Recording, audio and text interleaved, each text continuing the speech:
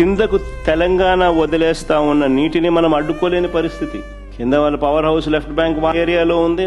వాళ్ళు power house వాళ్ళు power generate చేయడం కోసం అత్యధిక ప్రాధాన్యత ఇస్తూ రాయలసీమ ప్రాంతంలో ఏమైతే ఏముందిలే, ఇంకో ప్రాంతంలో ఏమైతే ఏమవుతుందిలే అని అత్యంత ప్రాధాన్యత ఇస్తూ వాళ్ళు పవర్ హౌస్ ద్వారా ఇష్టం వచ్చినట్టుగా నీళ్లు 4 టీఎంసీలు నీళ్లు రోజు కిందికి ఆమెను ఖాళీ చేస్తా ఉన్న పరిస్థితి, అడ్డుకోలేని పరిస్థితి.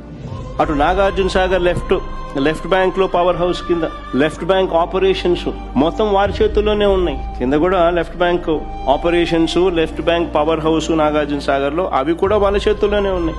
అంతెందుకు మొన్నటి దాకా మన వైపున అంటే మన భూభాగంలో ఉన్న రైట్ బ్యాంక్ కెనాల్ ఆపరేషన్స్ కూడా వాళ్ళ చేతుల్లోనే ఉన్నాయి. ఎన్నికలకు ముందు మళ్ళీ మనం వైఎస్ఆర్సీపీ ప్రభుత్వం ఉన్నప్పుడు వెనక్కి తీసుకున్నాం. తెలంగాణ ఎన్నికలు అయిపోయినా అంతవరకు మన భూభాగంలో ఉన్న ఆపరేషన్స్ కూడా వాళ్ళ చేతుల్లోనే చంద్రబాబు నాయుడు గారు పెట్టారు.